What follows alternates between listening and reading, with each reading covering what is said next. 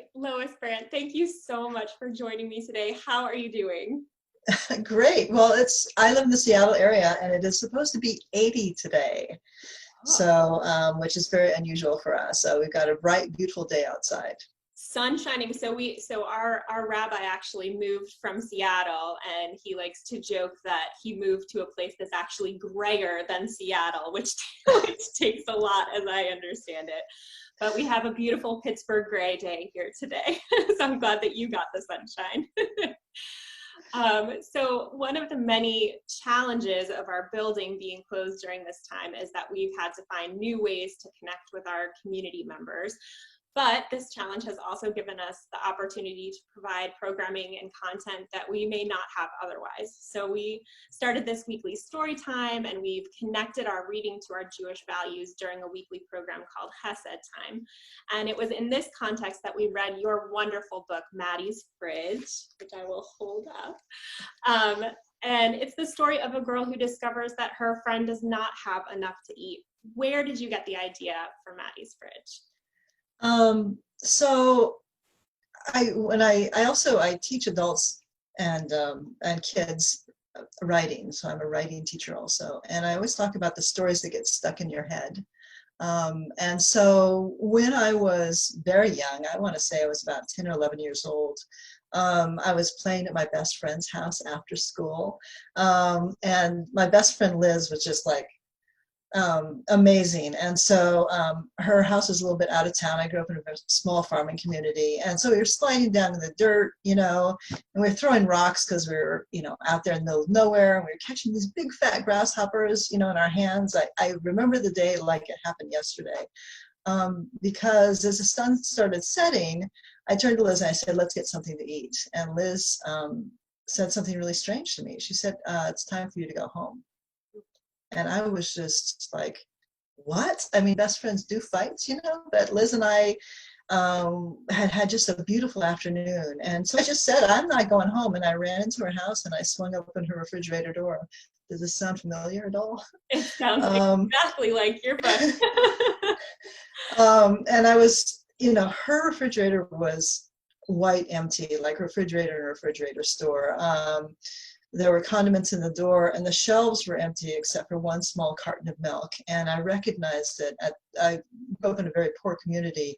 We didn't have school lunch, but we did have school milk. Mm-hmm. And I realized in a flash, like you do, that she was bringing home her milk every day for her baby brother, who was about 3 years old. And that was probably the only milk he was getting. And I just realized that they had no food, and I was just so shocked. And as you can imagine, this story stuck in my head just a long, long time. And, I've been writing for a while. Writing's probably my third or fourth career, but I've been writing for a while. And one day I was writing to a prompt, write about a childhood friend. And this memory came out. And that was the beginning of Maddies Fridge. Well, it's a wonderful story. And one of the things I love about it is that it is first and foremost the story of a friendship, but it tackles this very weighty issue of food insecurity. So what made you want to write this story with a children's audience in mind? Because, well, first of all, I'm a kids writer. I think if you interview most kids writers, we never really got much past 10 or 11 years old anyway. I write from a kid's point of view. And it's funny that you mention this is about friendship, because Maddies Fridge, my first drafts were rejected because I realized that I was still really angry. So I had angry kids in my first drafts. I had them, throwing rocks and kicking soccer balls. They were so mad, and doing all this stuff because they were mad about childhood hunger. And then at one point, I got a fairly good editorial response, but people are saying, could you tone down the grimness of your story? And that's when it occurred to me I was writing the story because of friendship. And so that's how the story changed, because these are our friends and neighbors who don't have enough food. These aren't, we do need to take care of strangers. This is part of who we are. But I have to say that strangers our friends and neighbors. I mean, there's just this, we tend to divide up people. Well, we're not going to help them because they're different from us. But my lesson that day when I opened up that refrigerator was that, wow, it's everybody, and that we have to take care of everybody. I'm sorry, I tend to get a little teary-eyed when I talk about childhood hunger. So, Well, but it's such an important message. And as I shared with you earlier, my children tend to like to read stories over and over again, and your story is one of them. And at first they just love the friendship. They love the idea of climbing up the wall and running really fast. And they like, books where you solve a problem, and there's a problem to be solved in this story. But we also have a family friend who works at the food bank. And so, once we got through these layers that were of interest to them, then we started talking about people in our community who are hungry, and what we as a family and what we as a community can do to help serve those people. So what are some ways that you encourage children and families to engage with this issue?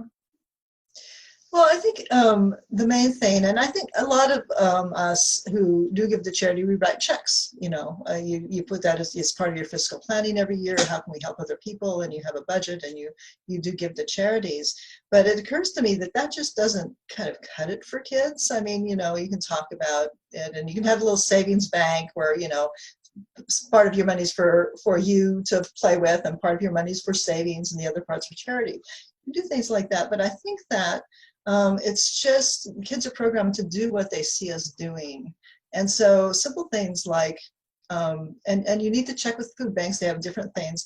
Before our current situation, I would say go to the store and pick out some of your favorite foods that are non-perishable, your kids' favorite foods, have them put the food in the cart. And then have, one day a week or one day a month, whatever suits your family, go to the food bank and drop that off. Now, many food banks are doing these kind of virtual donations that are very cool, where you go ahead and go online, and then you pick out the food and put it in the basket. Or if your food bank doesn't do that, and they really do need monetary donations because this is such a tough time, then figure out, okay, we're going to give $10. How much food is that? How many people are we helping? Maybe draw pictures of the people you're helping. Right. I think a big part of this for our children is just sort of giving them the opportunity to connect with these ideas, especially in a time where we can't go and volunteer at the food bank. So some of the ways that our Temple Emmanuel community has responded to this issue has been in that financial donation capacity. So in March, we actually raised over $10,000 as a community for SHIM, which is a local organization that provides a number of vital services here in the South Hills of Pittsburgh, including operating some community food pantries. And following our reading of Maddies Fridge last week, we had a conversation with Josh Anderegg, who helps to run the Green Grocer program for the Greater Pittsburgh Community Food Bank. And during that conversation, we learned more about the ways that we could both help and get help from the food bank. And he gave us some wonderful ideas that were sort of Pittsburgh-based for ways that families could give some help, a lot of which align with the ideas that you shared with us. So we really appreciate that your story prompted us to have these really important conversations and to continue our work as a Temple community. So thank you. My pleasure. So do you have any other projects that you've been working on that you'd like to share with us? I do. I'm working with the editor now. Maddi and Sophia have another problem they're going to solve, and so I think there will be another Maddi and Sophia book. And I'm also working on a middle grade novel, so I also always have some writing projects. I did want to say something to your young readers, and that is that they might also have stories that are stuck in their head. I mean, one of the things that amazed me about Maddies Fridge is that it took me 10 years to get it published. I had editors and agents say that there are no hungry kids in the United States. I have a background in Africa. They said, could you put this in Africa, please? And once Maddies Fridge came out, it was amazing how many people knew about hunger. They had experienced it as a kid. They had had trouble feeding their kids as parents. And so what I like to say when I talk to people about Maddies Fridge is, what are the stories in your head? What are the stories about helping or friendship that you can't stop thinking about.